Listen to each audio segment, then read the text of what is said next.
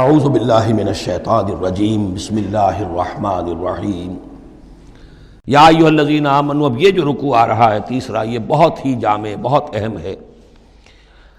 اس میں سے دو جو تین آیتوں کے گروپ ہیں وہ تو خاص طور پر ہماری توجہ کے اور مسلمانان پاکستان کی توجہ کے لیے بڑے اہم ہیں.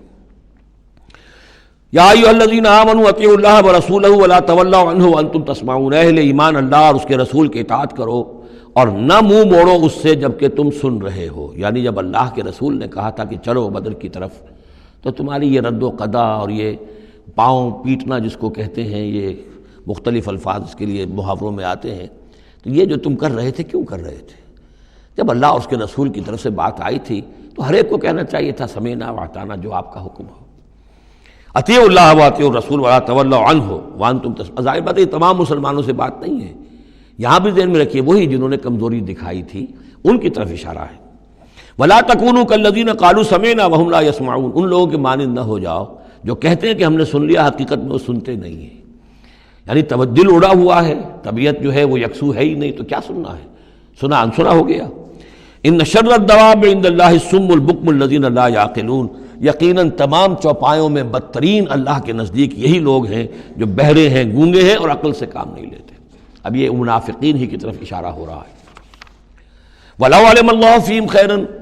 اگر اللہ تعالیٰ کے علم میں ہوتا کہ ان میں کوئی خیر ہے، لَأَسْمَعَهُمْ، اللہ انہیں سنا دیتا. وَلَوْ أَسْمَعَهُمْ، اگر اللہ انہیں سنا دیتا لَتَوَلَّوْا، پھر بھی پیٹ موڑ جاتے. وَهُمْ مُعْرِضُونَ، وہ ہیں ہی اعراض کرنے والے. یہ گویا کہ چند آیات ہیں کہ جس میں خاص طور پر جو لوگ بھی اس وقت ریلیکٹنٹ تھے، جو بھی کسی طریقے سے اس میں جھجک رہے تھے، ان کے لیے تنبیہ. اب تین آیات آ رہی ہیں. یا ایھا الذین آمنوا استجیبوا للہ وللرسول اذا دعاکم لما یحییکم. اہل ایمان لبیک کہا کرو اللہ کی پکار پر، اور خاص طور پر رسول کی پکار پر جب کہ وہ تمہیں پکارے اس شے کے لیے جس سے تمہیں زندگی ملے گی. تم جنگ میں جانے کو سمجھ رہے ہو کہ موت کا دروازہ ہے، یہ تو اصل زندگی کا دروازہ ہے. ولا تقولوا لمن يقتل في سبيل الله اموات بل احياء ولكن لا تشعرون. تو یہ تو در حقیقت اللہ اور اس کے رسول جس چیز کی طرف تمہیں بلا رہے ہیں، حقیقی زندگی یہ ہے، روحانی زندگی یہ ہے، معنوی زندگی یہ ہے.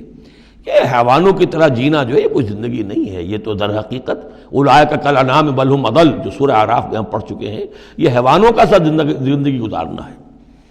استجیبوا للہ وللرسول اذا دعاکم لما یحییکم واعلموا ان اللہ یحول بین المرء وقلبہ. اور جان لو اللہ تعالیٰ بندے اور اس کے دل کے درمیان حائل بھی ہو جایا کرتا ہے.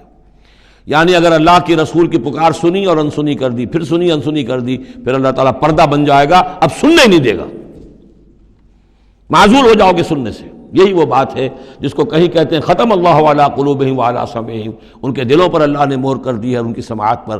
اور ہم پڑھ چکے ہیں سورہ انعام میں وَنُقَلِّبُ أَفْئِدَتَهُمْ وَأَبْصَارَهُمْ كَمَا لَمْ يُؤْمِنُوا بِهِ أَوَّلَ مَرَّةٍ. پہلی مرتبہ اگر نہیں کرو گے قبول تو پھر یہ ہے کہ تمہارے دل الٹ دیے جائیں گے، تمہاری نگاہیں الٹ دی جائیں گی.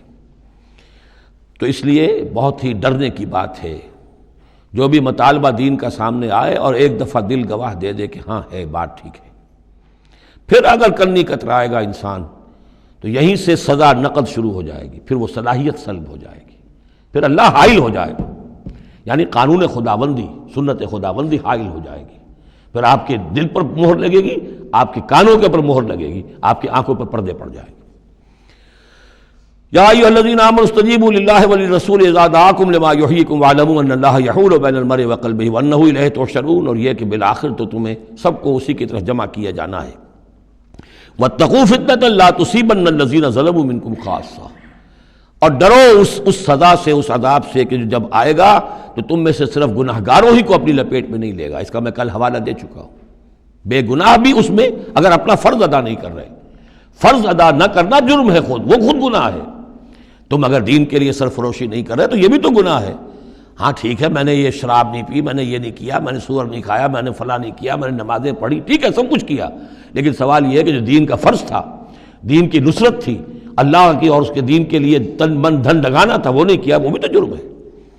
تو وَاعْلَمُوا، اور جان لو ان اللہ یحول بین المرء وقلبہ وانہ الیہ تحشرون واتقوا فتنة لا تصیبن الذین ظلموا منکم خاصۃ واعلموا ان اللہ شدید العقاب. اور جان لو کہ اللہ سزا دینے میں بہت سخت ہے. صدق اللہ العظیم۔